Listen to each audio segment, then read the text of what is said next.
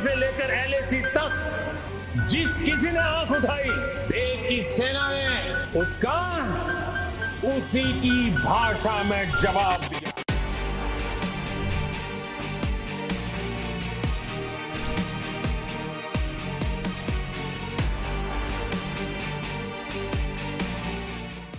दोस्तों, हम सब ये जानते हैं कि पिछले कुछ समय में चाइना दुनिया भर के लिए एक मुसीबत का सबब बन चुका है।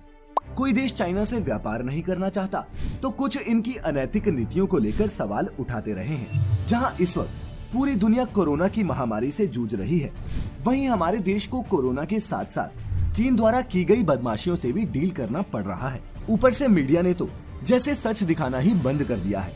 नहीं तो जून में होने वाले 20 जवानों की शहादत की पृष्ठभूमि कई महीनों से तैयार हो रही थी और हम सबको इन्होंने किस में उलझाए रखा, कभी तबलीगी जमात तो कभी सुशांत सिंह ने। लेकिन दोस्तों, हमारा शौक आपको उलझाना नहीं है।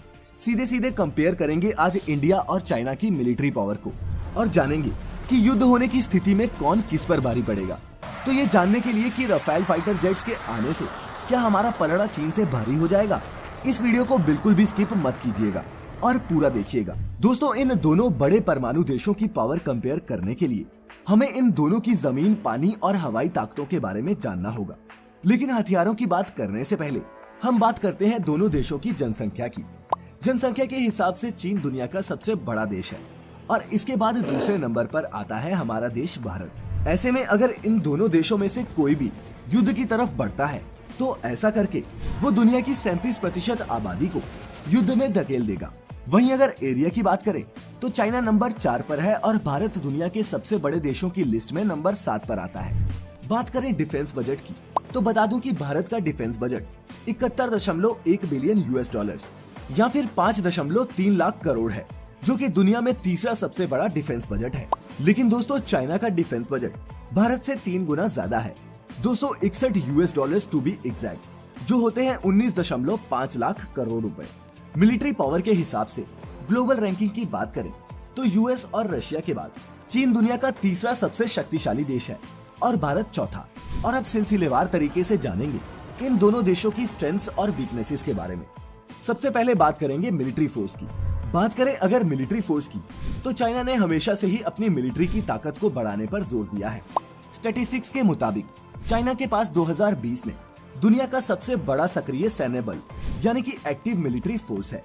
इस एक्टिव मिलिट्री फोर्स में 21.8 लाख एक्टिव सोल्जर्स हैं। तो वहीं हमारे देश भारत के पास 14.4 लाख एक्टिव सोल्जर्स हैं। लेकिन अगर हम रिजर्व फोर्सेस की बात करें तो इसमें इंडिया चाइना से आगे है। ग्लोबल फायर पावर के मुताबिक इंडिया के पास 21 लाख रिजर्व पर्सनल्स हैं और वहीं चाइना के पास सिर्फ 5,10,000। साथ ही दोस्तों, आपको ये भी जानना चाहिए कि हाल ही के कुछ दशकों में चीन ने अपनी आर्मी स्ट्रेंथ को कम करने पर जोर दिया है।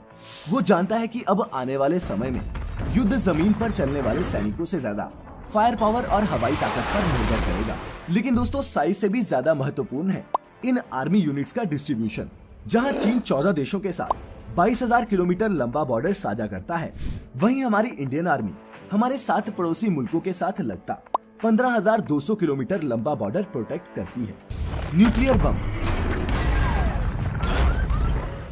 दोस्तों, किसी भी देश का सबसे बड़ा हथियार उसका न्यूक्लियर आर्सेनल होता है। तभी तो इसी परमाणु शक्ति के बूते नॉर्थ कोरिया से लेकर कर्ज में डूब रहा देश पाकिस्तान भी बड़े बड़े ताकतवर देशों को अपनी हेकड़ी दिखाते हैं। ऐसे में दोनों देशों के न्यूक्लियर पावर का कंपैरिजन करना भी जरूरी हो जाता है। हमारे देश के पास छोटे बड़े सब मिलाकर कुल 140 परमाणु हथियार हैं, तो वहीं चीन के पास 400 परमाणु हथियार हैं। यहाँ एक बात जानना भी जरूरी है कि हमारे देश के पास परमाणु हथियारों से जुड़ी वो सारी टेक्नोलॉजी मौजूद है जिससे हम चाइना जितने परमाणु हथियार कभी भी बना सकते हैं। इसीलिए ये लगभग बराबर का ही मामला है। Land based power. दोस्तों, ग्लोबल फायर पावर के मुताबिक भारत के पास 4,292 टैंक्स की तुलना में चीन के पास सिर्फ 3,200 टैंक्स ही हैं। लेकिन चीन इन टैंक्स की जगह आर्मर्ड फाइटिंग व्हीकल्स को तवज्जो देता है, जो उनके पास 33,000 है। भारत के पास ऐसे सिर्फ 8,600 व्हीकल्स हैं। इतना ही नहीं, आंकड़ों के मुताबिक चाइना के पास भारत से 10 गुना ज्यादा रॉकेट प्रोजेक्टर्स हैं। बैलिस्टिक मिसाइल्स में भी चाइना इंडिया को मात देता दिखाई देता है। बैलिस्टिक मिसाइल्स की बात करें तो इंडिया के पास अग्नि 1, अग्नि 2, अग्नि 3, अग्नि 4 और अग्नि 5 जैसी लॉन्ग रेंज बैलिस्टिक मिसाइल्स हैं, जिनकी रेंज 900 किलोमीटर से 5500 किलोमीटर तक है। इन मिसाइल्स की जद में चीन के अधिकतर शहर आ जाते हैं। वहीं चाइना के पास अलग अलग प्रकार की कई बैलिस्टिक मिसाइल्स हैं, जिनमें शॉर्ट रेंज बैलिस्टिक मिसाइल से लेकर इंटरकॉन्टिनेंटल बैलिस्टिक मिसाइल भी शामिल हैं। इनके अलावा इंडिया के पास 235 सेल्फ प्रोपेल्ड आर्टिलरी और 4060 फील्ड आर्टिलरी है, तो वहीं चीन के पास 3800 सेल्फ प्रोपेल्ड आर्टिलरी और 3600 फील्ड आर्टिलरी है। ये तो हुई जमीन पर ताकत की बात। आइए अब बात करते हैं नेवी और एयरफोर्स की। नेवी दोस्तों, बीते कुछ वर्षों में चाइनीज और इंडियन मिलिट्री ने सबसे ज्यादा इन्वेस्टमेंट अपनी नेवी को मजबूत करने में ही किया है, क्योंकि एक long term multi front war में रीइंफोर्समेंट्स और डीप स्ट्राइक कैपेबिलिटीज के लिए एक आधुनिक नेवल फोर्स की जरूरत होती है, जहां एक और चाइनीज नेवी के पास 714 vessels, 2 aircraft carriers, 51 frigates, 35 destroyer ships, 35 corvettes, 68 submarines, 220 petrol craft और 21 मिनी वॉरफेयर वेसल्स हैं। तो वहीं इंडियन नेवी के पास 295 vessels, 3 aircraft carriers, 14 frigates, 23 corvettes, 15 submarines और 6 मिनी वॉरफेयर वेसल्स हैं। कागज पर भले ही चाइनीज नेवी इंडियन नेवी से बड़ी और ताकतवर लगती हो, मगर युद्ध के समय कम समय में हमला करने के लिए चाइनीज नेवी को साउथ चाइना सी और ईस्ट चाइना सी के अपने नेवल बेसिस से इंडियन ओशन में प्रवेश करना होगा, जो उनके लिए एक चैलेंज साबित हो सकता है। वहीं दूसरी तरफ श्रीलंका के हबनटोटा पोर्ट को अपने कब्जे में लेने के बाद चाइना इसका स्ट्रेटेजिकली इस्तेमाल जरूर करेगा, जिस पर भी हमें नजर रखनी होगी। साउथ चाइना सी में वैसे ही अमेरिका सहित कई देश चीन पर निगरानी रखते हैं। ऐसे में नेवी उनकी कोई खासी मदद कर पाएगी, ऐसा लगता नहीं है। और अब आखिर में बात करते हैं इन दोनों देशों की एयरफोर्स की। एयर पावर दोस्तों, आप सब ये तो जानते ही होंगे कि हाल ही में इंडिया को फ्रांस से 5 राफेल एयरक्राफ्ट की डिलीवरी मिली है, जिसने हमारे एयरफोर्स को और भी मजबूत बना दिया है।